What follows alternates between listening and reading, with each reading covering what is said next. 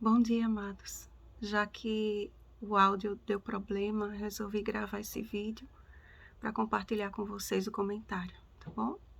Vamos ao comentário então. Miqueias capítulo 1. Ouvi todos os povos, prestai atenção, ó terra, e tudo o que ela contém, e seja o Senhor Deus testemunha contra vós outros, o Senhor desde o seu santo templo. Versículo 2. Desde a separação entre Reino do Norte, Israel, e Reino do Sul, Judá, criou-se uma constante tensão e disputa entre estes reinos. Possuindo a maioria das tribos, Israel evocava o direito a permanecer como a nação eleita. Já o Reino de Judá, apesar da pequena representação, se apegava ao fato de ser detentor de Jerusalém e do templo, da aliança divina com Davi e da profecia de que o cetro não se arredará de Judá. Gênesis capítulo 49, versículo 10. Ambos os reinos, porém, foram colocados em pé de igualdade pelo Senhor. Qual é a transgressão de Jacó?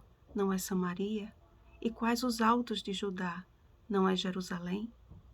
Tanto Israel quanto Judá haviam se afastado do Senhor e quebrado a sua santa aliança. Aos olhos de Deus, era um só reino, dividido contra si mesmo. A respeito desse tipo de problema, Jesus declarou: todo reino dividido contra si mesmo ficará deserto, e toda cidade ou casa dividida contra si mesma não subsistirá. Mateus capítulo 12, versículo 25.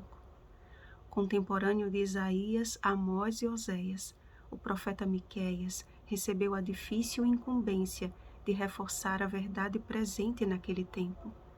Pela quantidade de mensageiros, isso revela que se tratava de um tempo sobremodo difícil, de grande corrupção moral e idolatria. Israel e Judá estavam prestes a sofrer a terrível invasão assíria, colhendo os resultados de suas feridas incuráveis, e a única saída para o povo de Deus estava em se arrepender e se converter dos seus maus caminhos. Em seu ministério terrestre, Jesus se deparou com a séria rivalidade entre judeus e samaritanos. Nenhum dos lados reconheceu o tempo de sua chegada.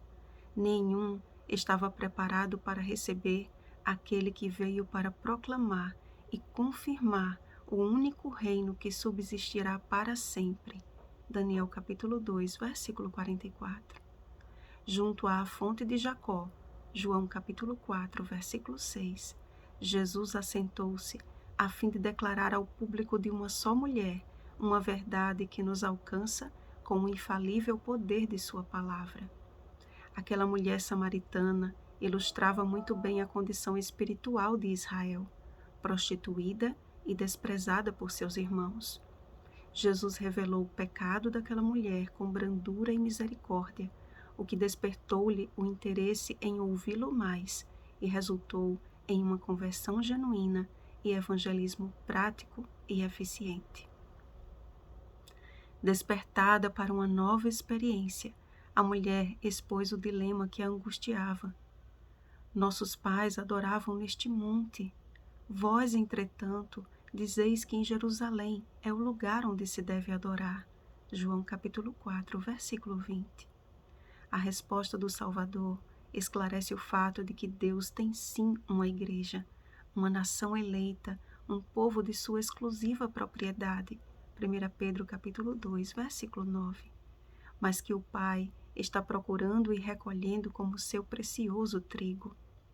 Mas vem a hora e já chegou, em que os verdadeiros adoradores adorarão o Pai em espírito e em verdade, porque são estes que o Pai procura para seus adoradores. João capítulo 4, versículo 23. Esta verdade continuará viva em seus efeitos, até que do céu brade a ordem. Chegou a hora de ceifar, visto que a seara da terra já amadureceu. Apocalipse capítulo 14, versículo 15. Eu creio que já está mais do que claro no que estudamos nas Escrituras até agora, que cada mensagem de juízo divino era acompanhada pela essência do caráter de Deus, que é o amor. Vemos isso claramente, por exemplo, nos livros dos contemporâneos de Miqueias. O livro de Isaías começa com uma mensagem de juízo e termina com uma mensagem de esperança. O livro de Amós inicia com uma ameaça e termina com a promessa da restauração.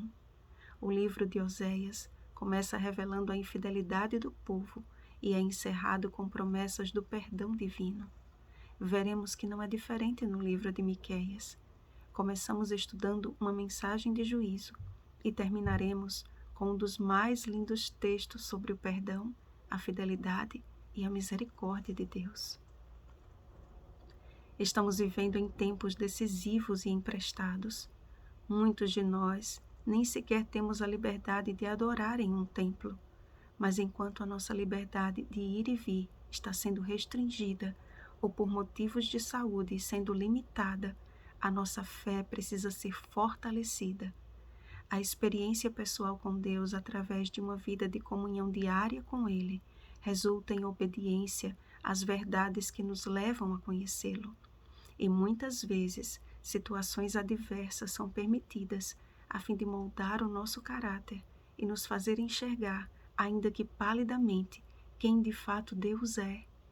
É assim que aprendemos a caminhar com Deus, adorando-o em espírito e em verdade, e por ele somos encontrados como seus verdadeiros adoradores, a Igreja do Deus vivo, coluna e baluarte da verdade.